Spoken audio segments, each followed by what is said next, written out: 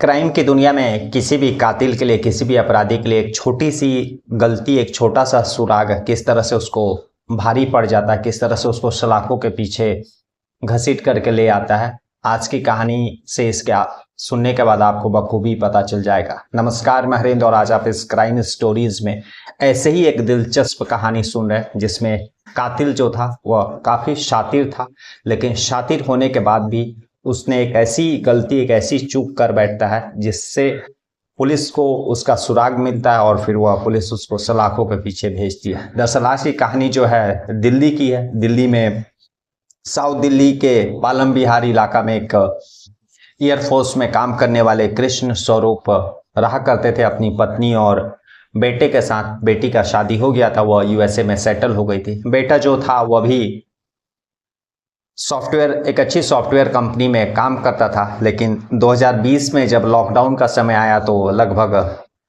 उसके बाद उसका काम छूट गया। और आज की कहानी जो है वह 2021 से शुरू होती है। 2021 में लॉकडाउन चल रहा था। उनका जो लड़का रहता है वह 2020 से ही लगभग 1 साल से उसका जो नौकरी छूटा रहता है वह घर में ही रहता है।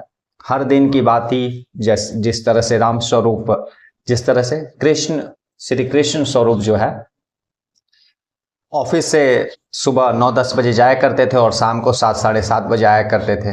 उस दिन भी जो है 2021 में मई का महीना था और उस दिन भी अपने घर वह शाम को 7:30 बजे के करीब में आते हैं, हर दिन की बात ही।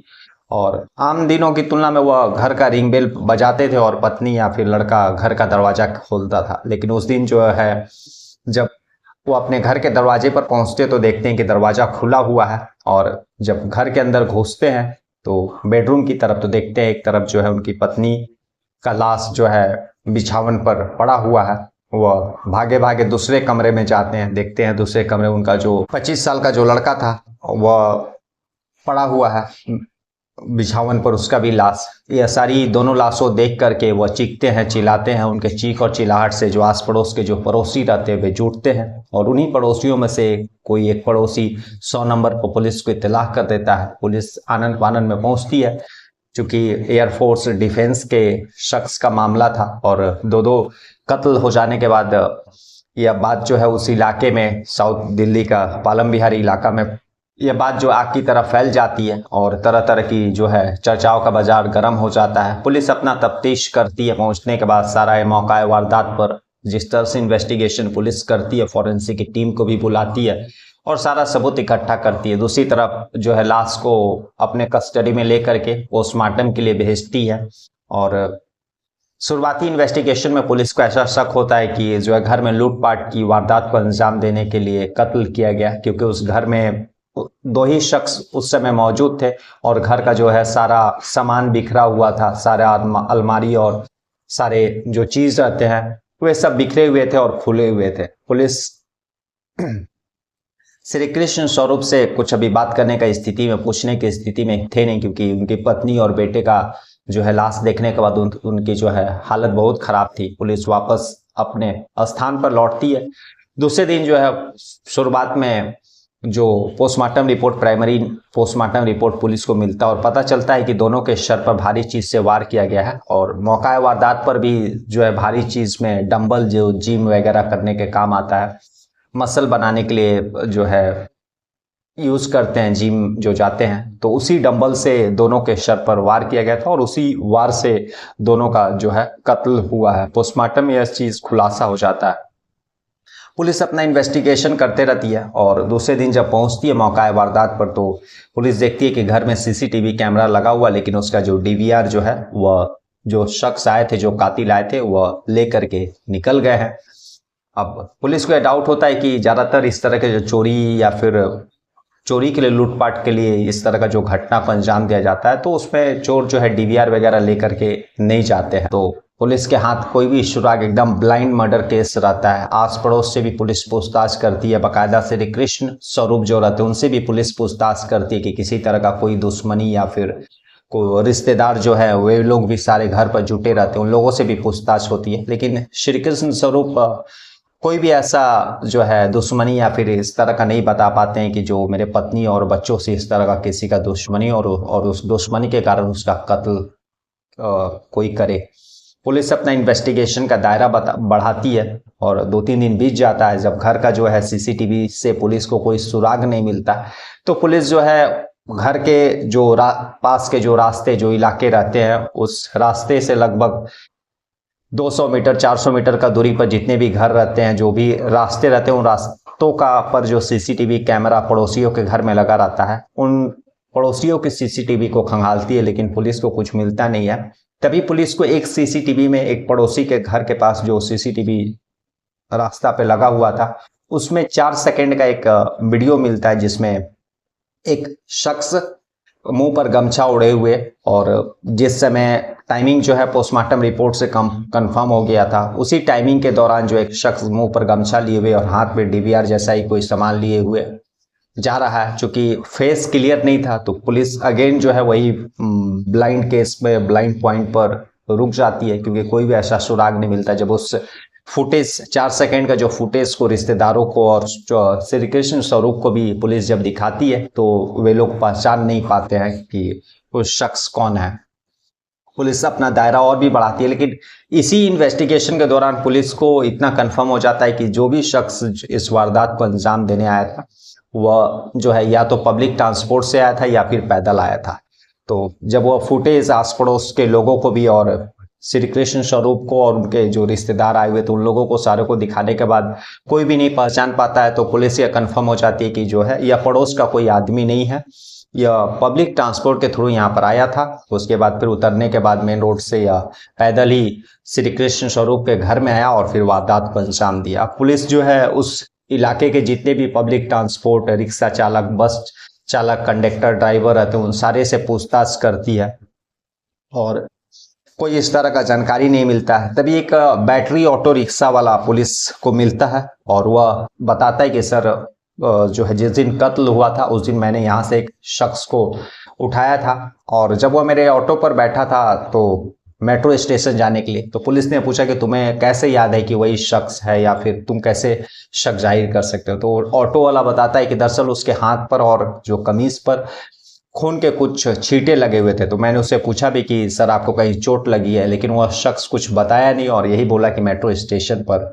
हमको छोड़ दीजिए। मैंने उसको मेट्रो स्टेशन पर छोड़ दी। पुलिस अगेन जो है सुराग मिलने के बाद भी पुलिस के कोई काम का नहीं था। जिस तरह से सीसीटीवी फुटेज मिला था, पुलिस के लिए वह कोई काम का नहीं था, क्योंकि 4 सेकंड में उसका ना ही कोई चेहरा दिख रहा है और ना ही कुछ इस तरह का दिख रहा है जिससे आस पड़ोस के लोग और ना ही श्री कृष्ण स्वरूप के घर वाले, रिश्ते वाले कोई पहचान सका। यहाँ पर भी ऑटो वाला जो बताता है, उसने जो है उसको भी शक्ल याद नहीं था उस शख्स का, और क्योंकि वह मुंह पर गमछा ओढ़ा था, लेकिन इतना है कि मेट्रो स्टेशन पर जो है उसको छोड़ा गया था। तभी उस ऑटो वाला को याद आता है कि मैंने जो है उस शख्स को मेट्रो स्टेशन पर छोड़ा था, तो मेरी जो है किराया 30 रुपया होती है, उसने जो है 30 रुपया दिया था, लेकिन उसमें से एक 10 का नोट जो है फटा था और वह फटा नोट मैंने लेने से इनकार कर दिया था, और तभी उसने मुझे पेटीएम किया था। और जब पुलिस ये बात सुनती है पेटीएम का, तो पुलिस को जो अंधेरे में उसको प्रकाश, मतलब एक रोशनी की किरण नजर आती है इस केस को सॉल्व करने के लिए। फिर वह तुरंत उस पेटीएम नंबर, जिस पेटीएम नंबर से उस रिक्शा वाला को पेटीएम किया गया था 30 रुपए का, वह पेटीएम नंबर से वह मोबाइल नंबर पता करती है और फिर मोबाइल नंबर से उस शख्स का जो है एड्रेस पता करती है। पुलिस को पता चलता है कि वह शख्स का नाम है अभिषेक, और पुलिस उसका एड्रेस निकालने के बाद उसके घर पर जाती है, और जब घर पहुंचती है उस अभिषेक के, तो पुलिस दंग रह जाती है कि यह वही लड़का, वही शख्स है जो राम स्वरूप, जो कृष्ण स्वरूप के घर पर जब से उनके पत्नी और उनके बेटे का जो कत्ल हुआ है वहीं पर था, और बाकायदा ना केवल था बल्कि शमशान घाट जितना भी क्रियाक्रम और अस्पताल और पुलिस स्टेशन, और जब पुलिस पूछताछ भी रिश्तेदारों से कर रही थी, तभी वह आगे आगे शामिल था और पुलिस के साथ आगे आगे जो है इन्वेस्टिगेशन में सहयोग कर रहा था, इन्वेस्टिगेशन में चल रहा था।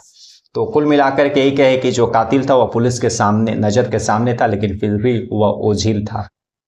पुलिस उस अभिषेक को गिरफ्तार करती है। हालांकि शुरुआत में श्री कृष्ण स्वरूप जो रहते हैं उनको यकीन नहीं होता है, क्योंकि जो अभिषेक था वह उनकी अपनी बहन का लड़का था और वह इस तरह के वारदात को अंजाम दे सकता है, श्री कृष्ण स्वरूप या सोच भी नहीं सकते हैं। पुलिस जब लेकर के उसको पहुंचती है, शुरुआत में अभिषेक जो है पुलिस को गुमराह करने का कोशिश करता है लेकिन उसके बाद पुलिस जो सीसीटीवी फुटेज और फिर पेटीएम नंबर वो सारा डिटेल्स जब दिखाती है तो अभिषेक टूट जाता है और फिर वो अपना गुनाह कबूल करता है। पुलिस बाकायदा उस सीसीटीवी फुटेज जो 4 सेकंड का मिलता उससे उस फुटेज का और अभिषेक का जो बॉडी स्ट्रक्चर चलने का जो रहता है वो सारा मिलान करती है। वो मैच भी हो जाता है एक्सपर्ट के द्वारा, तो साफ हो जाता है कि कत्ल अभिषेक ने ही किया है।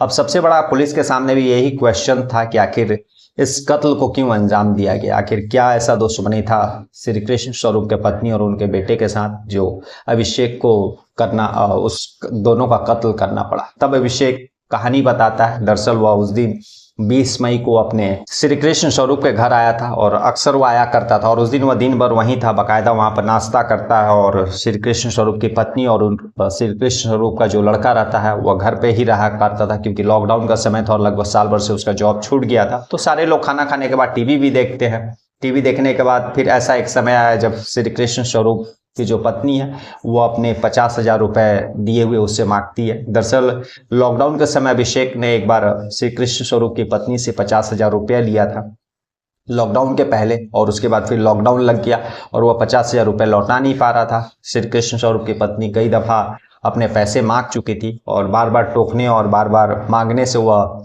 जो है नाराज हो गया था। और तभी उस दिन भी टीवी वगैरह देखने के बाद, खाना वाना खाने के बाद श्री कृष्ण स्वरूप की पत्नी वह पैसे की डिमांड कर देती है और अभिषेक को गुस्सा आ जाता है। वह सामने रखे हुए डंबल से श्री कृष्ण स्वरूप के पत्नी पर जोर से वार कर देता है। उसकी पत्नी वहीं पर गिर जाती है और मर जाती है। उसको अब लगता है कि वह फंस जाएगा, क्योंकि घर में 2 शख्स थे, श्री कृष्ण स्वरूप का एक लड़का भी था। तभी वह दूसरे कमरे में जाकर के श्री कृष्ण स्वरूप का उस बेटे को भी डंबल से ही उसके सर पर जोर से वार करके उसका कत्ल कर देता है। और उसके बाद फिर वहाँ से वह सीसीटीवी का जो डीवीआर रहता है वो ले करके और गमछा ओढ़ करके फिर वह ऑटो पकड़ता है और फिर 10 रुपए का फटा नोट देने के कारण उसको पेटीएम करना पड़ता है, और जिससे पुलिस जो है वही एक ऐसा गलती करता है जो उस पुलिस के लिए वह सुराग हो जाता है कातिल तक पहुंचने के लिए। तो आज की कहानी यही थी कि जिसमें कातिल कितना भी शातिर क्यों नहीं हो, वह कोई ना कोई ऐसा गुनाह, कोई ना कोई ऐसा चूक भूल कर बैठता है जिससे वह पुलिस को सुराग दे जाता है और वह कानून के शिकंजे में पहुंच जाता है। कल हम लोग फिर ऐसी किसी दिलचस्प कहानी के साथ मिलेंगे। तब तक ले नमस्कार, जय हिंद, जय भारत।